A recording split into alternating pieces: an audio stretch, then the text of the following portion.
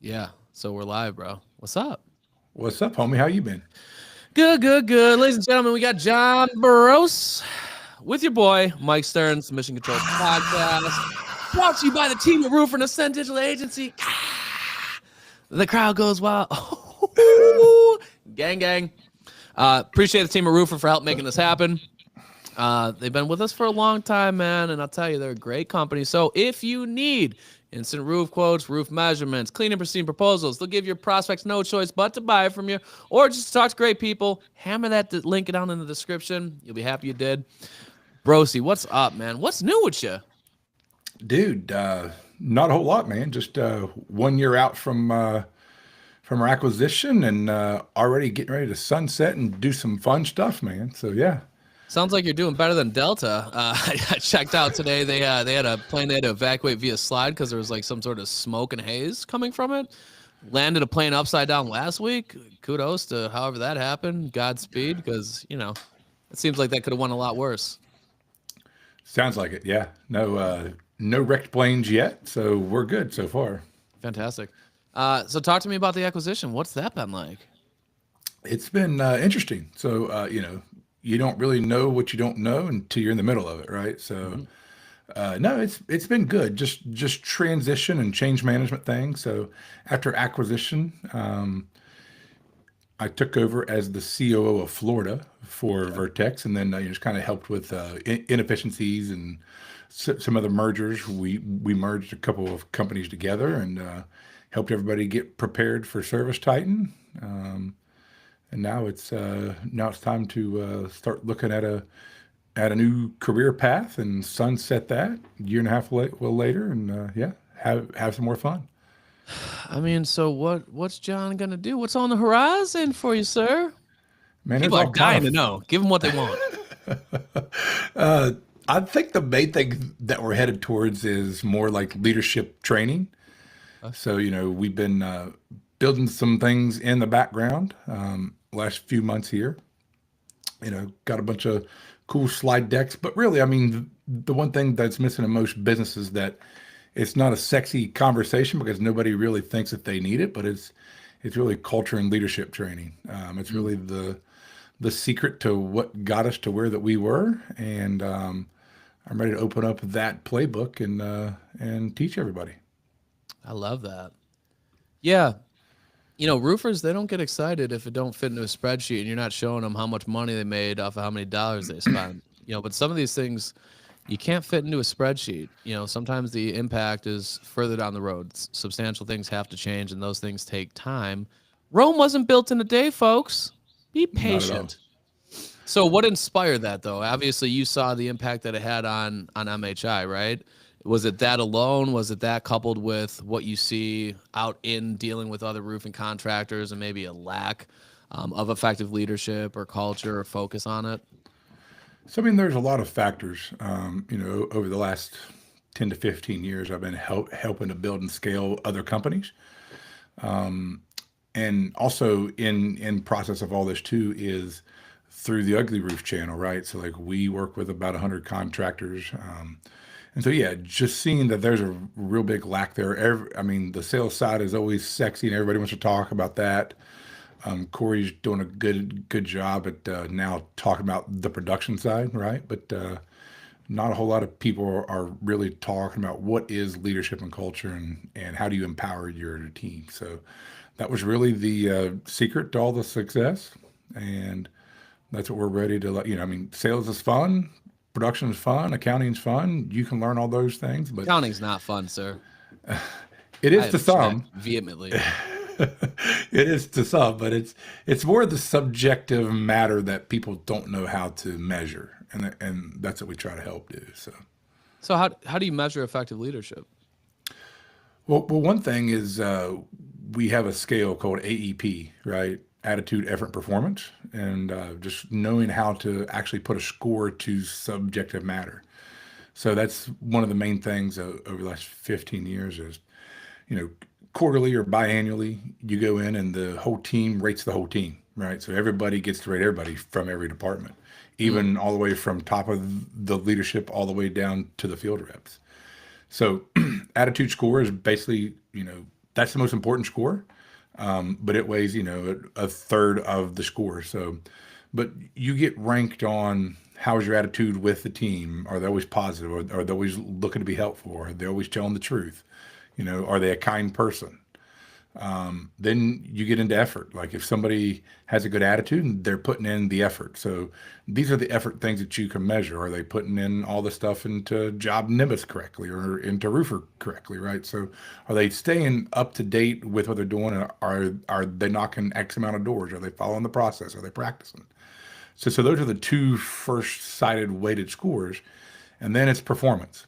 So, have you ever had that one guy on your team that was like the top performer, but nobody wanted to be around him? Well, so it's I may have been that guy before. you probably still are, but Hey, but it's okay. come on, not on my show, goddammit. But that I'm just teasing. But like that's the guy that it's the hardest guy to cut because all you see is the metrics and the numbers. But if you're able to really measure all that effectively, and then kind of go in from that angle, like, hey, attitude, effort, performance, in that order, and then so it becomes a 100-point score, right? And so by the time you start adding them up, it's like anybody under a 70, now you go on a PIP or a performance improvement plan, right? Hippie long And stocking. yeah, you got to pip it up. So, but it's just teaching people that like why that's such a measurable thing. It never used to be measurable, but that was one of the secrets to all of our success over the years. And so I really want to I just want to get that into everybody's hands, if that makes sense. So that's across the board for all positions in the company. That's got to be challenging for a sales department. What's that? Attitude, effort, performance? Because I feel because can be. this is my thought, like the high performing salespeople, and I don't care if you're selling, Girl Scout cookies, roofs, or digital marketing, like doesn't matter. They're typically going to have, I don't know, I've found a lot that have had a will to try to improve things, right? And I think that can be misconstrued when they're consistently not pushing back, but giving feedback as far as how we can make things better. And I think it's a fine line between like this person's being combative and they really care and they want to make improvements to the company. What are your thoughts on that? I would say that I think attitude and effort are the two most important parts of it, and the performance will come. So we never hired based on metric numbers outside of the company. We always hired based on personality and will they fit this role. Hire the people, So not the resume. exactly, you hire the people. So if they have the right attitude and they're putting in the effort and the performance stinks, whether the right person on the right bus, they're just in the wrong seat. So then you got to learn how to repurpose people. So, hey, listen, so I have to look introspectively and say, hey, I saw all this great stuff in Michael Stearns, right? And I hired him on as one of our account executives, but he's really stinking it up and he couldn't close the front door, right? So what do I do with this guy? But he's got the attitude, he's putting in all of the effort, and he has the right empathy skills and he has the right characteristics. So maybe I need to put him over into the production department to where he can, help with customer, escalation issues. Sure. Right. So there might be another position. So that's the hardest thing is like, hey, I hired him in for sales. And then as a leader or as an owner, especially when we hire somebody, we also see all the potential in them. And if we let them go, a lot of times it's a reflection on us in our minds subconsciously. It's like, hey, I know that he can do it because I hired him. There's no way that he's going to do bad. Yeah. And so it's like learning how to navigate all that and know that it's okay to let people go sometimes because sometimes it's the right thing for them because you're holding them back. So, but it aligns with their attitude and effort first. So if their attitude is not good and their effort's not there, then like they're a D player or C player, and we want AU plus players on our teams. It's tough losing people. We're one of our account managers stepped away. She's great. Customers love her. She's really smart, and she's pursuing a dream of doing murals in the art world. And I'm really happy for her. I was like, that's amazing. I'd never want you to not pursue your dream. Also, there's never really a good time for you to leave. So, but I do wish you the best. Hannah, if you're listening, just know we love you. And hey, you're always welcome back. So there's usually symptoms of any issues in the company, right? There's the symptom and then there's the underlying cause. So if we're talking about leadership and culture, and it not being up to snuff, what are typically the symptoms that a contractor is going to see to raise awareness around that? It's a good question. I would say, as far as, I just want to make sure I can reframe the question. So, what are the symptoms around not so good leadership? I guess Yeah, would be like if the you're question. deficient in leadership or Yeah, culture, like what do those symptoms look like? I think the I want main somebody thing is, listening to this to be able to like, that's me. I need help with yeah, that. Yeah. yeah. I think some of the symptoms are like being frustrated with your people, then being frustrated with you thinking that you set clear expectations, but you didn't. The number one reason why people leave has nothing to do with money. It has everything to do with clarity. So when they don't see their role within the vision, so the vision has to be so big that it scares you, but it has to be so small that they can live their vision inside of yours. So you got to always be clear of what your expectations are and what you see as their vision and their future. So I Mm. would say that's one of the main things that creates the frustration. I recently had to do an exit interview, and that was the ongoing theme was, hey, like I didn't know what my next steps were. I asked several times, and everybody just kept kicking the can. So instead of kicking the can, let's just literally lean into it and say, hey, what do you want it to be, right? Yeah. Like, so leadership becomes question-based sales if you do it right, right? So if you ask the question, so leading people through, like I call them unsolved opportunities. That's the way I was raised. Like I don't have the theory of problems. Like it's all unsolved opportunities. And so how do you help delegate and help people solve these unsolved opportunities, right? So learning how to empower the team, that's the one thing that most people have not learned to do. But we train our sales team, like we train them up, but we don't train the production team. We don't train the leadership team the same way. But it all, I mean, we role play, we teach you the right questions to ask, and that's pretty much kind of where it's at on the leadership side. So, Yeah, those are some really good points and super helpful, I'd imagine. My question would be, how do you get a contractor who's dog with a bone mentality on leads and sales mhm. to be able to give that, a commensurate amount of attention to production or to their accounting or to anything that's not related to dollars and cents coming into their business directly, or they don't Yeah, no, see it as directly related? yeah. So, I mean, you've got revenue generating behaviors, right? And so that's what you're really kind of focused on there on that. So those things are always critical, right? What are you going to be doing to drive more revenue? But the underlying question is, how do you encourage your team to go do those things, right? And want to run through a wall for you, right? So like if that's the thing is to generate revenue, which is what we need to do, right? That's how we keep the doors open, until we keep the lights on. That's how we hire more people and add more family members to the to the team. But so it comes down to asking that owner the right questions, and oftentimes it's not one set of questions, but when we get into the conversations, it's trying to find those real pain points. Everybody thinks it's leads. Everybody thinks it's something else, right? But it's never really that. It's usually an introspective issue that they can't get out of their own way. And honestly, it comes down to trust. So you've not built a system or a process to where that you can trust the system. So like I don't trust very many people, but I do trust my systems. I do trust our processes. I do trust that if there's something that I don't have like one thing that I tell owners all the time is like find the thing that you hate to do. Whatever is the least exciting thing that gets you up, you're like, oh, I don't like accounting, like you said earlier. I don't like accounting. I like knowing numbers. I like budgeting. I like P&Ls. I like understanding it, but I don't like to actually do the book work. So what I would challenge all of our clients is you have to go in and you have to master that first, right? Because if you don't like it, you have to know it so you can lift it and shift it. So if you don't know it and you're going to get taken advantage of, somebody's going to embezzle off of you because you don't know how to read it. So you openly trust somebody instead of trusting the system and the process. Mm. So if you don't know it, learn it, and learn it well enough that you could do it yourself.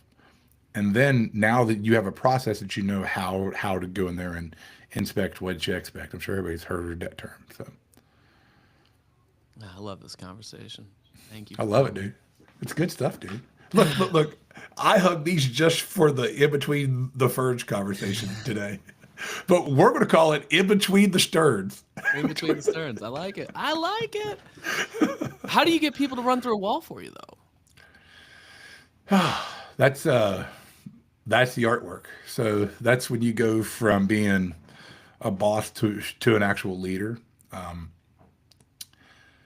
The main thing is that they have to know that you care before they care to know. I don't know if that makes sense, but like they have to know that you really truly care about who they are and what their aspirations are in life.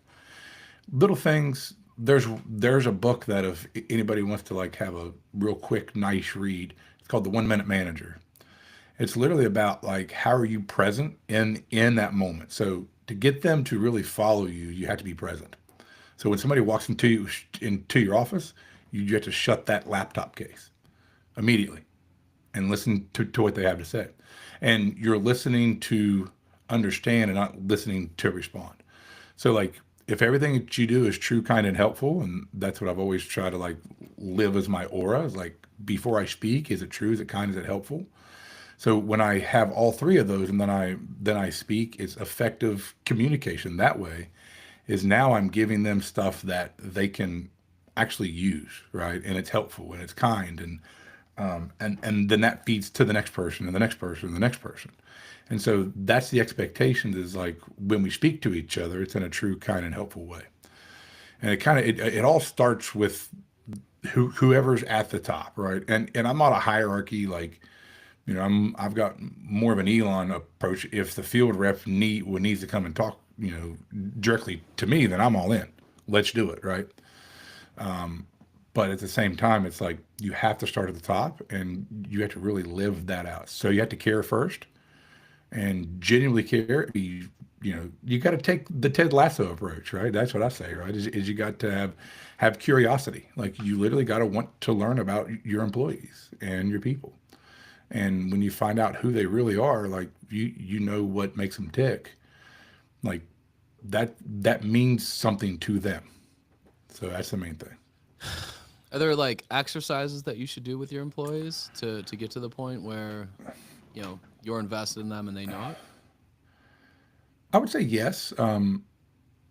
Like a lot of times when you lay out, if you would say exercises, like the main thing I would say is the way that we learn to delegate. I don't know if that makes sense, but like by them coming and okay, so I used to be the guy that I would just do it for you, right? Instead of me taking time to train you. Yeah. Right. So I was that guy. Like, and then I just kept getting stacked up and stacked up and stacked up with everything I was doing, and I'd get overwhelmed. I didn't have time to actually lead because I had to do. Weird. Right. Right. It's weird. Right. So when you learn little questions to ask them when they come to you, it's like, well, what have you tried, and what do you think that we should do? Right. So you're building that empowerment into them, and that's the exercise. Like I just shared this with one of my leaders the other day. I was like, hey, like I've been using this for 10 years and you never knew it, but you've been able to be empowered to make these decisions. Now it's time to transfer this knowledge on so you know how to build your leadership team even more effectively. And so it's just asking questions. Don't ever give them the actual answer because then all you do is become a doer, right? You do it for them. And that's hard. That's really hard is because most of your, especially in roofing, like most of your roofing company owners, like, I mean, let's call it out, right? They're overconfident, right? I don't say cocky or conceited, but they're overconfident. Like they think if they have all the answers, that's why they win in business. And oftentimes I don't have the right answer, right? So, but I know that listening to my people and literally asking the questions, oftentimes they come up with some of the best stuff I've ever heard of. I'm like, well, let's do that. Like that sounds phenomenal, And then I learn because they're actually in the trenches with the customer, and they know what's there. So And it's so easy just to do for them, right? it is You until need it's to not. compress the Until it's not. timeline to a solution. Let's get it done right away, get it off our plates. But what's harder is understanding that one, that takes away from, I guess, their autonomy and their agency to feel empowered. Two, that problem pops up 300 more times. You're teaching them, just come to me, and eventually you're gonna run out of time. Gonna You're gonna run out drive of time. yourself crazy. Yep. And that's probably the magical key to all of it is empowering people. Like Yeah. that's how to become a good leader. Because delegation is the hardest thing. Like it's like I can't trust them because they're going to mess it up. Honestly, like when I got out of my own way, like they did better than any idea I ever had. Well, I just got off a consulting call. Company does a few million, and we were having this conversation. You know, one of the things I struggle with, Mike, is get taking the hats off. Join the fucking club, brother. You and every other business owner. It never feels like the right time. Nobody's gonna do as good as me. It's my baby. Most of y'all watching have probably seen that reel that I did. But then when your attention's being fragmented in 27 different directions, you have a Yep. very finite amount of time to allocate towards task A, B, C, D. Then you hire somebody whose sole purpose is to fulfill task A, B, C, D. They have much more clarity. They're not being pulled in different directions. You'd be amazed at the results that can bring. And they did it way fucking better than you. Yeah. Well, and there's never a good time to pull the scab off or to pull the band-aid off. Like Right. so might as well do it now instead of later, right? Because it's your mental clarity and your mental sanity means more. And then if you're able to lift and shift these things and then allow somebody else to go and master it, I mean, that makes it I mean, that just frees your time up to go do the next thing inside the company instead of being bogged down with the tasks. Mm. And it's not, and it's one of those things where we think that being busy means that we're productive, but like tasks are not productive a lot of times, at least for the business owner. Like yes, there's things that we have to do. There's things that we have to do for a certain period of time until we can hire to replace. But just because you're busy doesn't mean that you're being productive at all.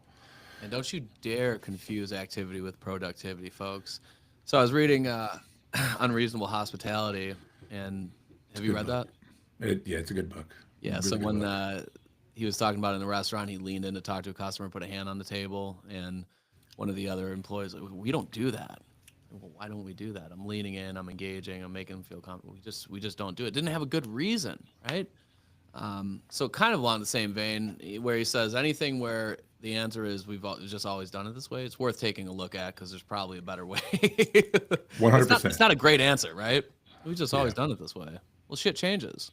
Same way your processes at 2 million are probably going to look or should look a lot different than your processes at 10 million. Your company grows, things change. There's more people involved. There's more variables, so you need to account for absolutely. those. Yeah, absolutely. Which leads me to my next question.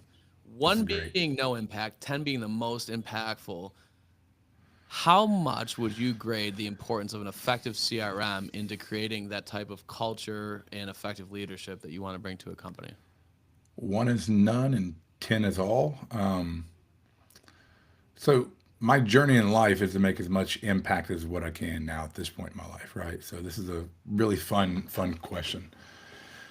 So, man, I don't know. This is a very interesting question. I That's what you're here for, believe baby. I'd probably give it a 7. I do think it's very impactful because one is how you do one thing is how you do everything, right? So like if you're using your system properly and you're following up and you're putting your notes in and you're sending out the right messages and you're staying on top of it, like how you do one thing is how you do everything. So if I measure it on that type of a scale, I would say it's a 7. I mean, it's truly impactful in the way that you can operate your life and your business if you're willing to adhere to a process in a system. Yeah, that's good. I like that answer.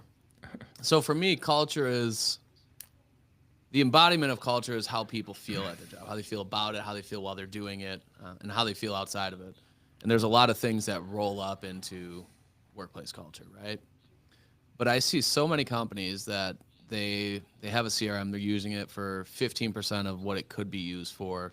They're doing all sorts of manual tasks. Instead of checking the CRM, they're berating the other employees and following up with them directly because they're not confident in their data to where they can get an actual answer, an accurate answer to what they're looking for.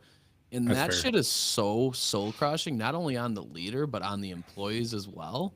To where if these things could be automated, you can pull a report in 3 clicks and you can have a really good understanding of what's going on, where we're deficient, things that need to be action items that need to be addressed, so forth and so on. It reduces that friction to where maybe that person doesn't hate coming to work anymore. Yeah.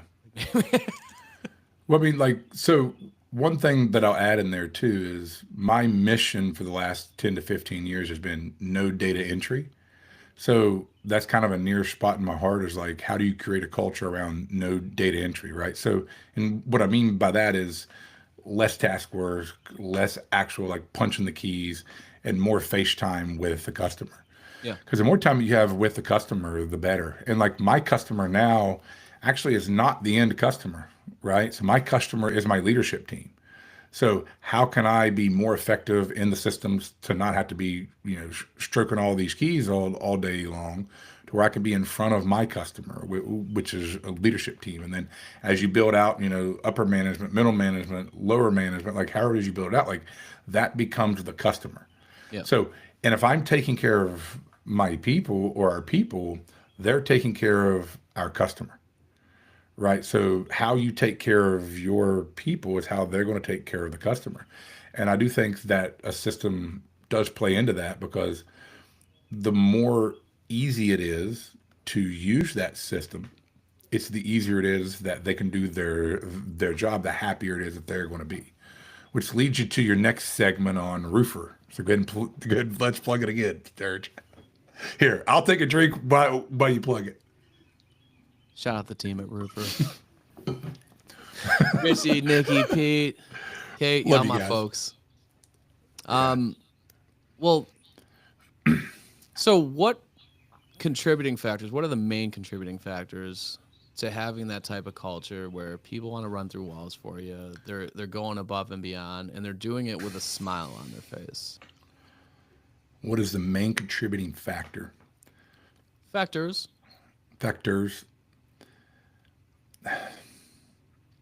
We're goes asking back all to the tough questions here, bro. yeah, no. I love this part of it. I like tough questions, and thank you for asking the tough questions. Well, 'Cause it's I think partially that because I'm ignorant and I want to know for myself, but I think the audience will benefit from it too. well, no. I appreciate that. It's one of those things where the the key factors that I've seen is really kind of goes back, and I don't want to be a cliche answer, but it's you have to care. Like when they know that you truly care about their performance, and that you hold them accountable. So it's caring and accountability. So and discipline. I mean, believe it or not, employees love accountability.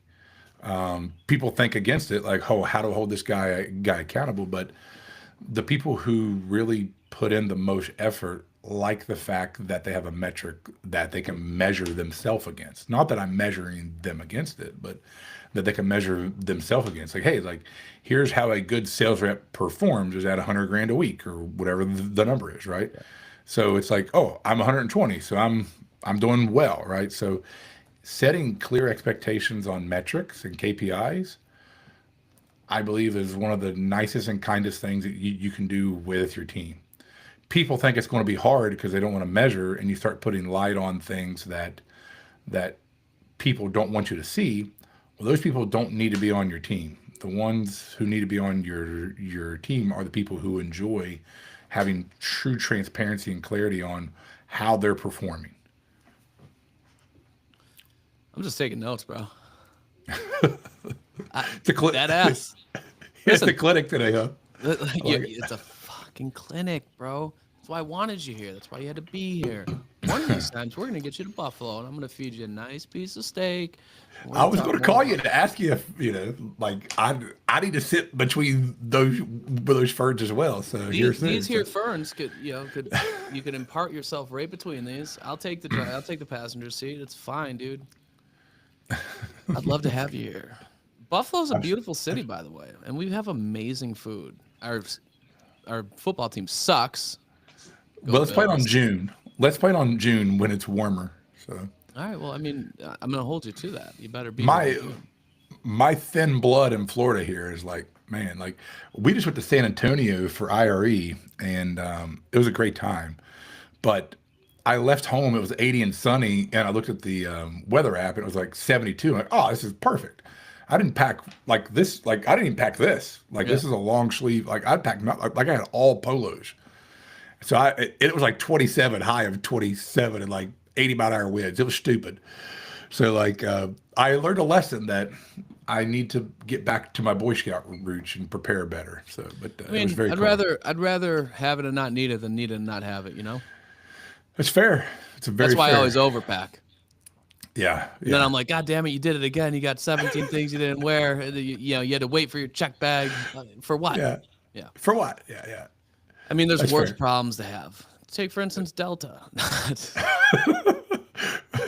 This segment brought to you by Delta. I mean, there's weird shit going on in the aerospace stuff. You know, I don't like flying. It's no secret that I don't like flying. And when I see things like this, I'm supposed to go to Wealth Builder, and you know, Brock out of Pittsburgh, he hit me. He's like, man, I don't know about Wealth Builder, bro. He sent me a screenshot of the plane hazing and smoking and people. I'm like, yeah, you know, we could. I'm not gonna push back on it. If you don't want to go, I'm not excited to get on a plane and fly 8 hours either. So just let me know. Just let me know. Just let me know. Yeah, Awesome, dude. yeah, it's been a weird year. So, what else is new? What else you got to talk about? Nothing really new. Oh, Just come on, man. man, just well, I got a new house in July, so I was in Cape Coral. I was down in Southwest Florida. We moved up to Plant City, Florida. So Okay. Not too far it's from Apollo Beach, where my other crib's at. that's it, man. That's it, dude. Yeah. So I'll have you go real meet my close to you. adjuster and fucking get this claim in order. Yeah. Well, me or Corey, I guess. But Both of Corey's you. right next door Twofer. to you, I think. Do a twofer. A twofer. But the one thing that I thought was interesting is we moved to Plant City because of the Strawberry Festival. Like we enjoyed it. Like this is like it's like redneck, but I'm I'm not from familiar redneck with town. this. What the hell is the Strawberry Festival? Oh, it's like it lasts like 10 or 15 days. They get about 1 million people through there. They have like 47 concerts. It's like it's bigger than the state fair. So Plant City is where most of the strawberries are actually grown, like in the nation. Like probably it's something stupid like we're like 50% of the strawberries. So Oh, don't fact check me, but it's close to that. Well, or fact check, which check me just we can let do a live was fact limited check. about. What Yeah, percentage of it's a strawberries lot. Are grown in Plant City are grown in Plant City, Florida? for the U.S. Yep, that's a lot. I mean, the AI overview says 15%. Now, I will caution you folks when using these AI overviews. It sometimes needs fact checking within those because I've seen some radically incorrect shit. We'll So say fifth, 50. so we'll say 15. Let's go with that. But there's a lot of strawberries around here. So I call it affectionately because all of our kids are still in Kentucky. So this is Plantucky. So I live in Plantucky now. So Okay. All right. I mean, I love a good strawberry. I'm not going to lie to you. It ranks very man, high on my preferred fruits. we go down to the farmers market straight out of the field, like Mm. like once or twice a week, and just go down there and just get a whole flat for $10. It's crazy. I've noticed the strawberries have gotten real big. I was at Wegmans, a grocery store here in the Northeast, and man, I gotta Yeah, tell you, these things, I'm like, this is massive. So I don't. Monsanto's doing well, I'd assume. So I would say there are some. A lot of the fields here are still natural though. So there are a few, especially the farmers market there. It's Send all me up a care organic. package. I mean, we could do that. I could send you Let me. something. I Yeah. had Eric Reno and Austin Fricker and Connor Rodich here back in July, I believe, and introduced them to Chevettas. Have you ever had Chevettas? It's like No, a what's that? seasoned vinegar marinade that you use for Hmm. chicken and things of the sort.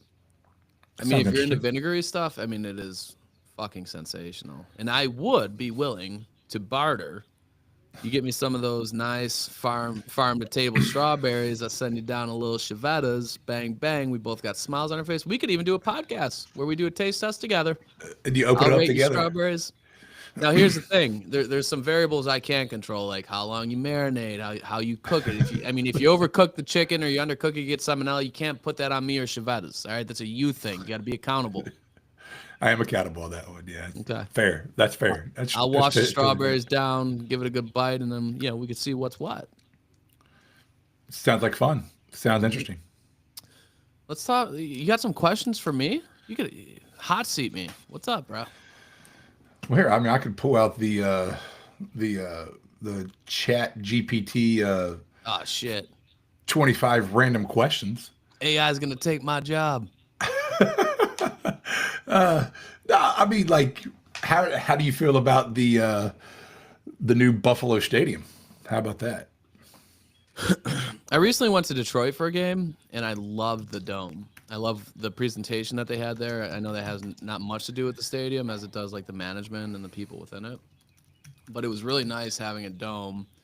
I want to say it was October, November. And, it's 70 degrees in there. You're comfy, and it gets really loud. So I was really hoping that we'd get a dome, but it looks like it's going to be really cool. I'm not a huge fan of going to the games. It's a whole to-do. We have it in a suburb, 20 minutes outside of downtown. Traffic there gets bottlenecked. It's absolutely awful. To boot, like this year, there's construction going on for the new stadium, so lanes are closed, and it's an absolute nightmare. I did go to the Bills-Ravens game. It was cold as shit. And I bought club seats. I was like, we'll be under the heater. It's going to be great. Nice and Under the heater. warm. No, turns out we were in one of the like 5 rows that didn't have the overhead heaters. So it was really cold. We did get the win. But I called for an Uber afterwards. Be there in 15 minutes. All right, fine. I guess I'll just sit here in the snowbank and freeze until then. And there's 2 roads that are 20 and 20A, actually, right? So different, but kind of the same. And he's like, I'm on this intersection right where there's this sign, and there's a similar sign. And I'm like, yeah, well, I'm here too, and I don't see you.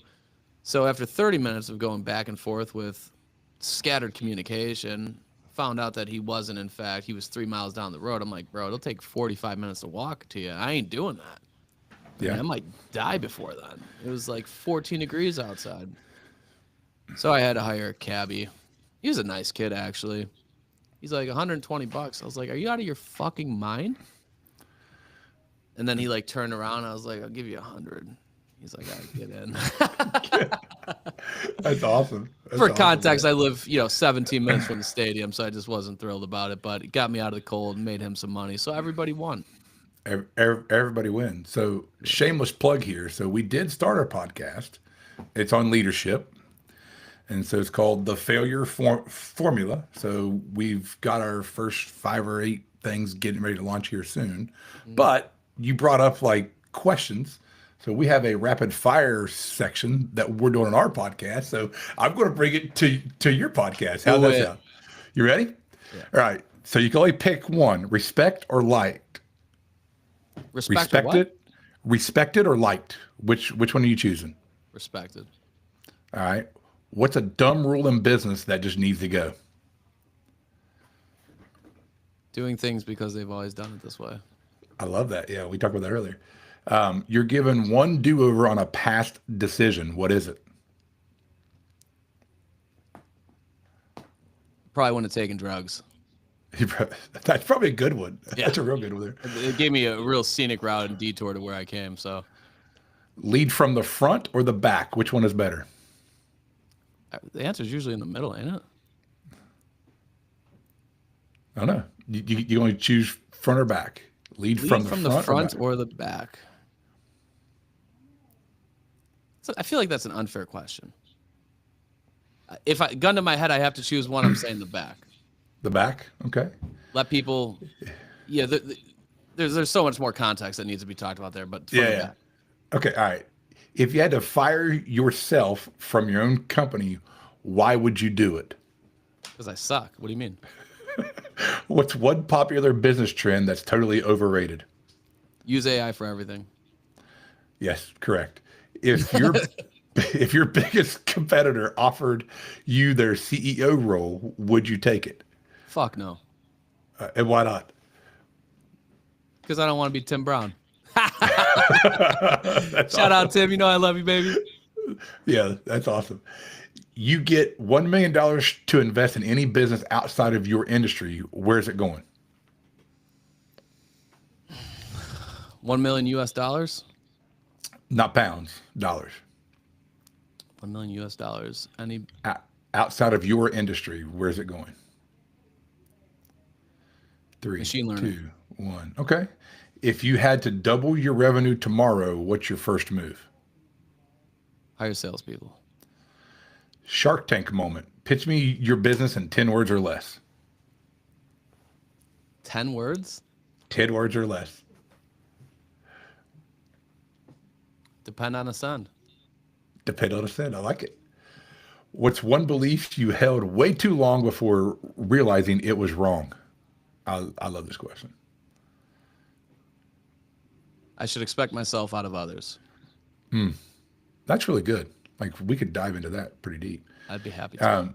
You wake up tomorrow with zero connections and zero money. How do you make a comeback? Oh, baby, that's my fucking wheelhouse. You just grind. You show up places. You call people. You do it all. Which is harder, starting from scratch or scaling to the next level? That's a good question. It depends.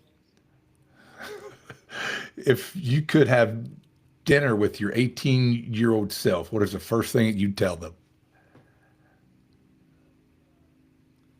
Take a deep breath. Take a deep breath. Okay, I love it. What's the one failure you'd never erase, even if you could? Getting deep here. Can you use failure in a sentence? Can you give me the definition of failure? I think failure personally is a stack of successes because you keep learning Right. from them. So like so yeah, but just one failure, I guess, like one thing that didn't go the way So when I was that you thought 18, it I would. started doing collections, and I kind of got golden handcuffed because they gave me the flexibility to kind of work my schedule around being a father and being in school. And I always viewed that as a failure because I didn't like what I did, but I was there as a victim of circumstance, having to provide for my daughter, and not get my degree done sooner and things like that. So I would say that would probably be it. I viewed that as a failure for a long time. In all actuality, retrospectively, it gave me a ton of skills that allowed me to become Awesome. the person that I am today. Phenomenal. You're stuck on an island with one business mentor. Who's it going to be? John Bros. Man, I'm flattered. Thank you. What's the fastest way to lose a great employee? Stop paying them. You'll lose him tomorrow. Is it better to hire for skill or attitude? Attitude. Amen. What's one thing people always get wrong about you? I'm not arrogant. I'm just confident. I could see that. No, no, I like that though. Because see, like, I don't think you're arrogant at all.